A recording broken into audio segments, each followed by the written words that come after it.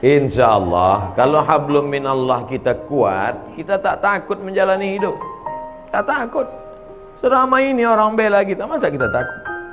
Cuman kas pulang kita nanti kan sendiri.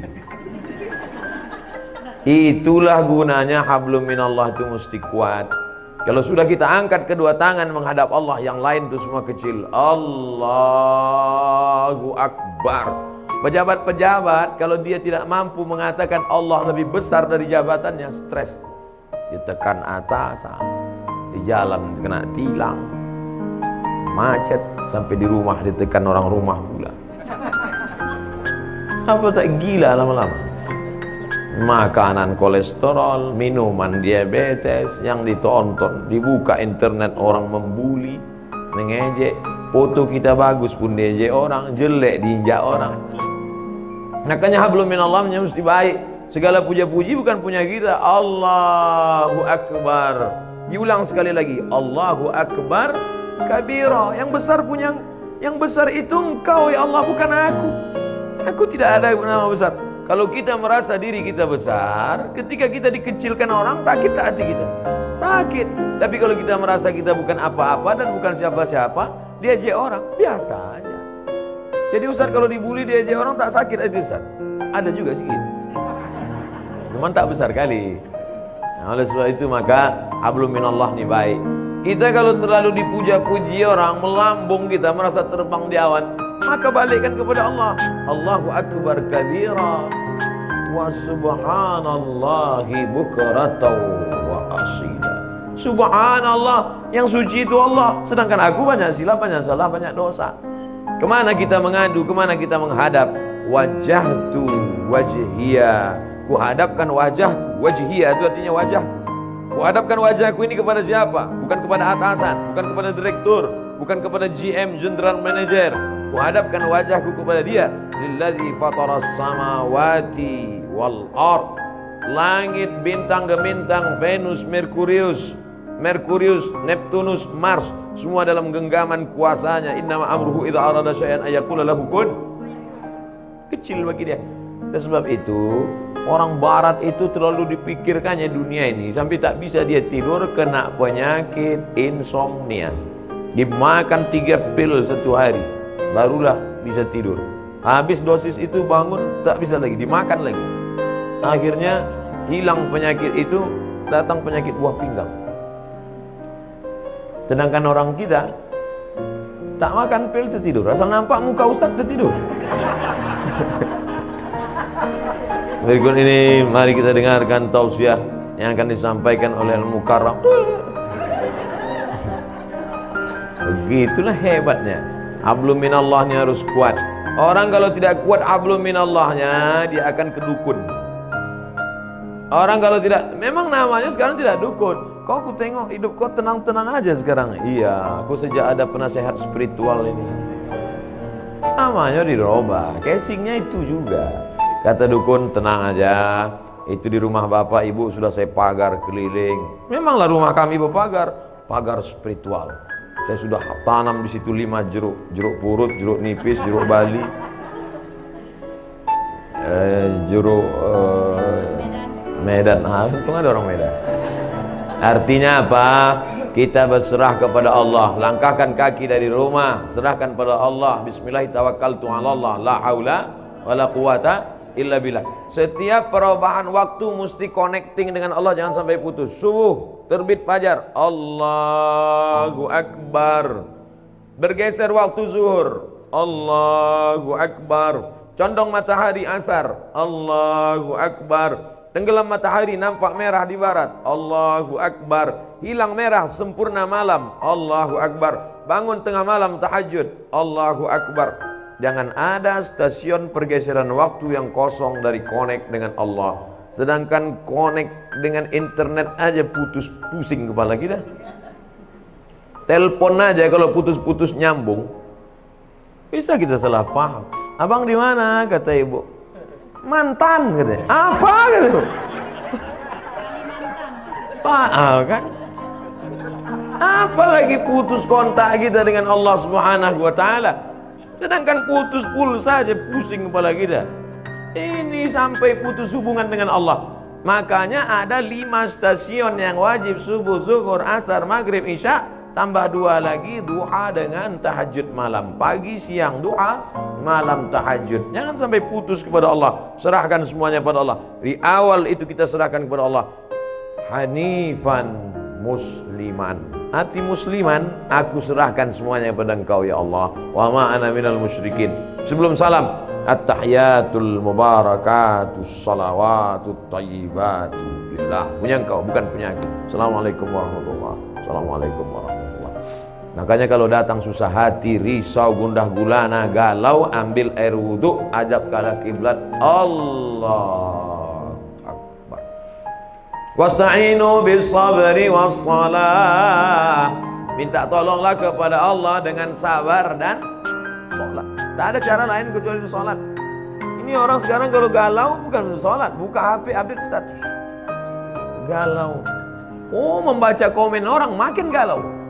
Iya, kalau semua yang komen itu kawan. Kasihan ya, doa ya, mudah-mudahan selamat ya. Ada yang malas ngasih kalimat gini aja. Ada yang ngasih semua. Ada pula kawan, mampuslah kau kata dia. Oleh sebab itu maka mengadu kepada manusia akan kecewa, berhadap kepada harta akan binasa, berharap kepada kawan hari ini kawan, besok jadi lawan, berharap kepada atasan akan sia-sia. Satu-satunya yang tak mengecewakan harapan, berharap kepada Allah Subhanahu wa taala. Ada masa-masanya hidup kita ini memang Allah hirangkan. Berharap kepada ayah, ayah sudah mati 2 bulan dalam kandungan. Berharap kepada emak, 4 tahun umur, emak meninggal.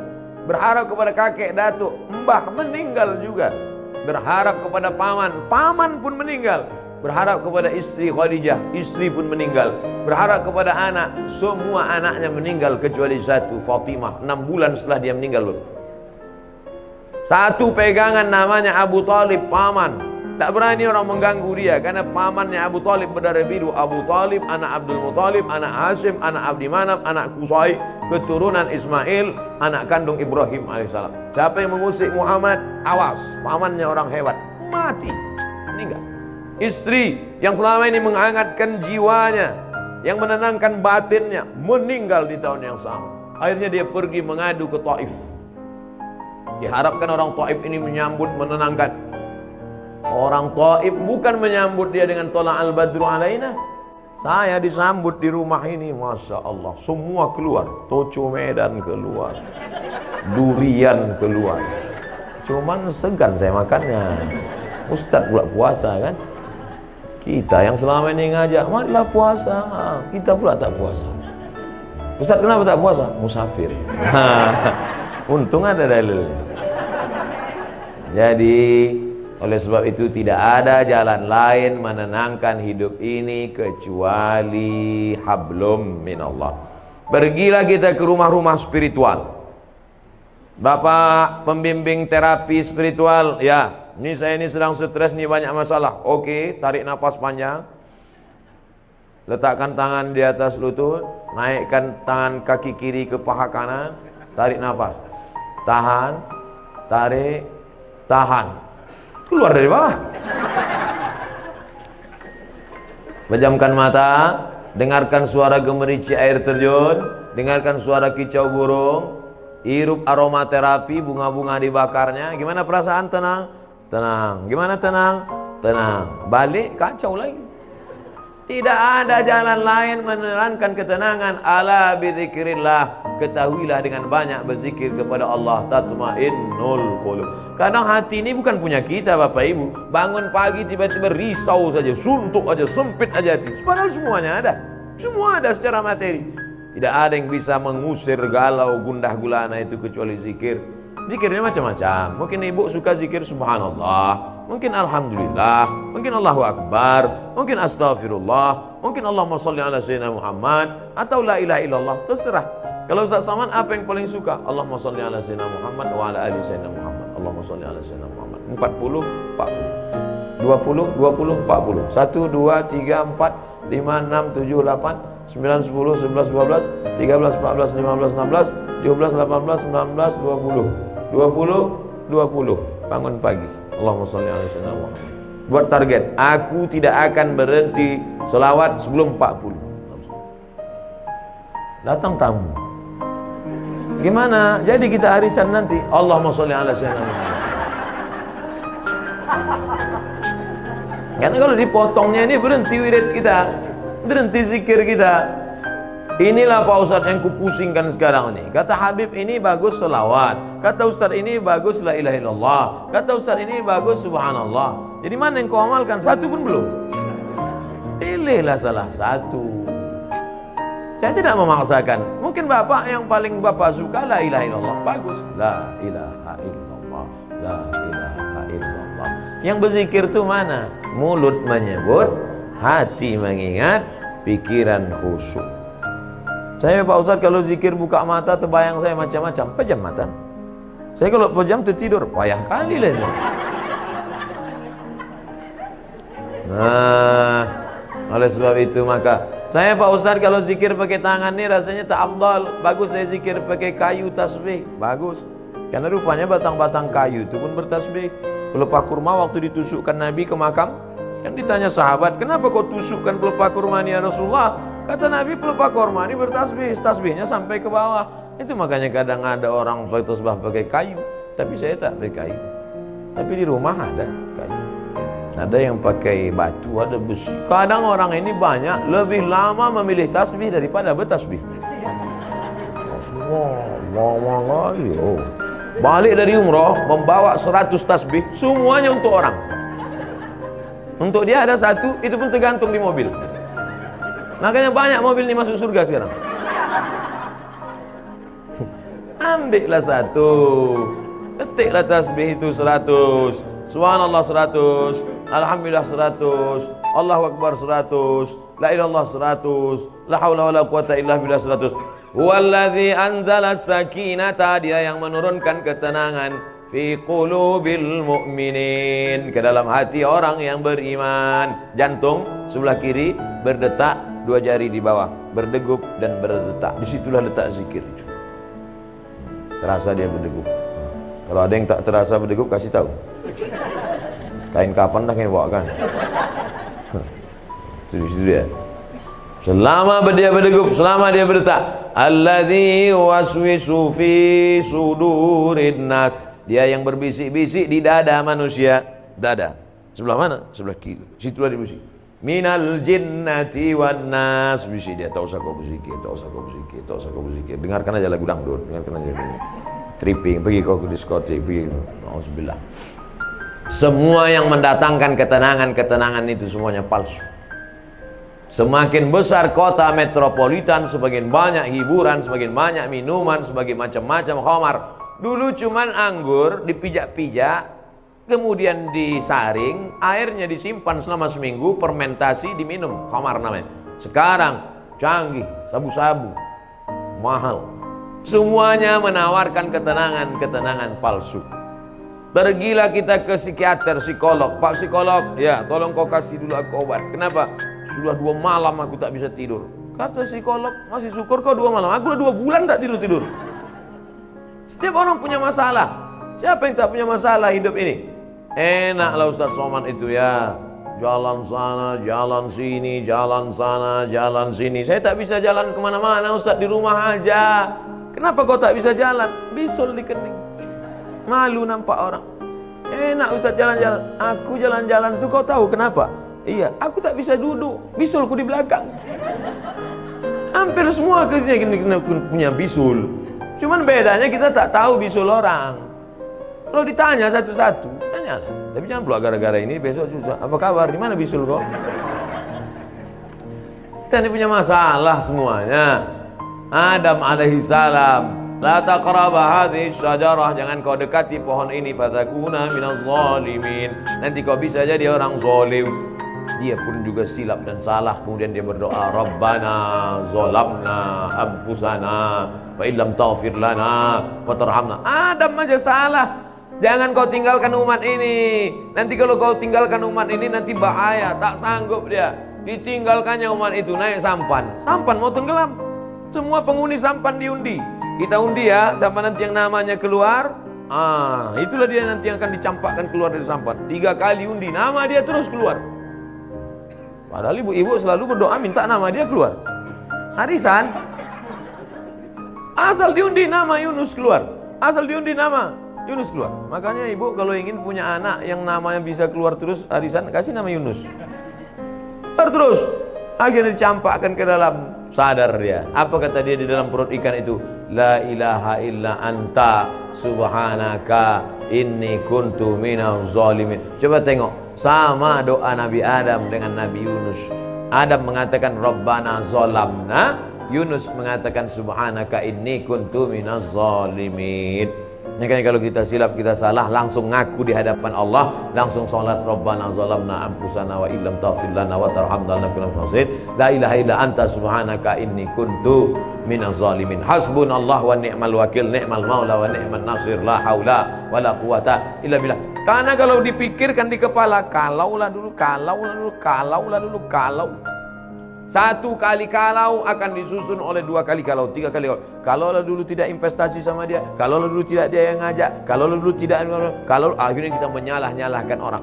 Kepala sebesar ini mau diisi dunia beserta isinya, apa tak pecah pembuluh darah? Pam. Ya kalau langsung mati. Kalau stroke 6 bulan, mohon maaf Bapak Ibu yang stroke. Kadang cakap saya ini banyak nyinggung perasaan orang. Saya tak ada, saya pikir-pikirkan itu. Banyak jamaah itu tersinggung kami Pak Ustaz, tak apa-apa. Beberapa jamaah tersinggung balik mati. Bukan karena itu, ajalnya sudah sampai. Yang pertama kali yang paling penting hablum minallah. Tapi menjalin hablum minallah tidak bisa kita buat-buat. Misalnya ibu bapak pergi ke tengah panas terik, mengangkat tangan, hablum minallah, hablum minallah, tak diterima. Man ahdatsa, siapa yang membuat-buat amal, malaisa alaihi amruna, yang tidak aku kasih tunjuk, kata Nabi, fahuwa raddun, amal tu mardud, tak boleh. Saya Pak Ustadz mau mendekatkan diri pada Allah nih, terus jalan kaki saya ke puncak. Bukan begitu cara mendekatkan diri pada Allah. Dengan cara sholat. Banyak-banyak buat sholat. Sholat duha. Berapa rakaat Pak Ustadz? Unlimited. Sebanyak-banyak duha. Tapi katanya ada riwayat mengatakan 2 rakaat. Ada pula Ummu Hani mengatakan 8 rakaat. Ada riwayat Aisyah mengatakan tak ada batasan. Mana yang betul Pak Ustadz? Kalau waktu pendek 2 rakaat, banyak waktu kosong 8 rakaat. Lebih daripada itu terserah, menenangkan hati. Ayatnya Pak Ustadz terserah. Rakaat pertama qul huwallah, kedua qul huwallah lagi. Memang itu yang dihafal. Nanti pas ditunjukkan malaikat catatan qul huwallah. Kedua sama dengan di atas, sama dengan di atas, sama dengan di atas, sama dengan di atas. Kau kenapa kau sholat ayat kau qul huwallah terus? Masih syukur aku sembahyang, kau tidak. Oleh sebab itu maka sholat pokok pangkal yang pertama. Yang selama ini tak sholat, kalau mau menenangkan hati, menenangkan jiwa, mengusir galau gundah gulana, perbaiki hablum minallah. Adapun yang sanggup puasa sunat, bagus. Apalagi untuk ibu-ibu, bagus banyak puasa sunat. Bapak-bapak, bagus banyak puasa sunat. Saya suruh mahasiswa-mahasiswa itu kalian puasa sunat. Untuk apa Pak Ustadz? Mengirit belanja. Puasa sunat untuk apa Pak Ustadz? Mengurangi tekanan darah tinggi, kolesterol. Semua puncak mari penyakit adalah makanan. Al-ma'idatu baitu kulli da'. Lambung sumber segala macam penyakit. Asyaitanu yajri majran dam. Setan mengalir dalam aliran darah. Kalau kamu mau kurangi alirannya, kalau kamu mau persempit lalu lintas setan, kurangi makan. Dr. Somad ini nyindir kami makan nih, enggak. Saya makan tuh tergantung undangan jamaah. 5 hari itu undangan, 5 kali makan. Sikit-sikit makan, sikit-sikit makan. Tapi tak ada pantangan. Apapun ada habis. Riba sudi, hantam kerong, bantai saja. Yang penting kita berdoa. Yang penting sehat. Jangan katakan kalau kurus sakit, kalau gemuk sakit. Enggak, mau gemuk, mau kurus, yang penting sehat. Ustaz sakit ya, kata dokter. Ustaz sakit? Tidak, saya bilang. Ustaz kalau biar agak nampak sehat sikit, Ustaz harus minum ini, dikasihnya susu kental manis. Susu kental manis. Sekali pagi 1 gelas, siang 1 gelas, sore 1 gelas. Ustaz minum ini sebulan naik. Sebulan saya minum, timbang tetap 50. Kata Pak Dokter, dokternya orang Batam. Katanya Ustaz minum SKM itu, sudah Pak. Tak ada bertambah, tidak. Ustaz terima aja lah, udah takdir Allah. Yang penting Ustaz sehat. Dan diperiksa sehat, alhamdulillah. Jadi hidup ini perlu kita pikirkan, tapi jangan terlalu dipikirkan. Karena tak selesai dengan urat kepala kita. Buat Fa idza azamta, kalau kau sudah tekad bulat, fatawakkal 'ala Allah, bertawakkallah kepada Allah Subhanahu wa taala. Setengah jam, 30 menit, hablum minallah. Salat, hablum minallah. Baca Quran, hablum minallah. Saya Pak Ustaz berdiri lama tak bisa, sakit kaki. Salat duduk di kursi. Salat duduk pun tak bisa juga Pak Ustaz, sakit pinggang. Baca Quran. Baca Quran pun tak bisa Pak Ustaz. Asal dibuka Quran bersatu titik ba titik ya titik nur. Berkunang-kunang. Pejamkan mata, berzikir. Berzikir pun tak bisa juga Pak Ustaz. Ada orang mati ikut. Tak ada gunanya kau hidup lagi. Amal yang paling ringan zikir. Maaf, ibu yang sedang dalam halangan menstruasi, baca Quran tak bisa, sholat tak bisa, galau, duduk di samping jendela, mulut menganga. Bukan cuma hantu masuk, lalat pun masuk. Tidak ada jalan lain kecuali zikir, zikir, zikir sebanyak-banyak. Abu Hurairah sebelum tidur malam menyimpul alfa uqdah, disimpulnya 2000 simpul. Diambilnya tali 2000 simpul, sebelum tidur malam dipetiknya 2000 simpul. Subhanallah, subhanallah, subhanallah, subhanallah. Kenapa kita payah tidur? Banyak betul yang kita pikirkan. Off kan, on kan hati, off kan otak, petik tasbih. Makanya banyak orang dulu mati pas dibuka selimutnya megang tasbih. Dibuka selimutnya saat di terakhir pegang. Orang kita enggak, pegang HP itu. Banyak orang sekarang mati megang HP. Update status terakhirnya rasanya mau mati. Rasanya mau mati. Saya bukan nakut-nakutin, cerita aja. Jadi kalau ibu tengok nanti bapak tuh nanti malam statusnya agak macam-macam itu, tengok tak sampai subuh nampaknya. Saya tidak mau mengatakan hidup ini tak usah dipikirkan, bukan begitu. Kita pikirkan, kita harus ada planning. Nabi itu programnya bukan 10-20 tahun akan datang. Visi misi Nabi bukan 5 tahun. La tafta'unnal Konstantiniyah, kalian akan membebaskan Konstantinopel. Dari sejak Nabi lahir, dari sejak Nabi jadi Nabi di Madinah, dari sejak Nabi dapat wahyu, kapan Konstantinopel baru direbut orang Islam? 700 tahun setelah itu. Visi misi Nabi itu 700 tahun kita pikirkan. Kita pun juga berpikir anak-anak kita, kok harus jadi bisnismen, kok harus jadi orang kaya. Tapi sampai kita pikirkan, nanti kalau aku mati anakku ini makan apa, kerja di mana, mobilnya apa, rumah macam mana, kawin sama siapa. Gila kita. Cuma kita pikirkan cabai keriting harganya berapa, harga BPJS berapa. Mati kita. Yang penting kita berusaha, setelah itu kita serahkan kepada Allah. La haula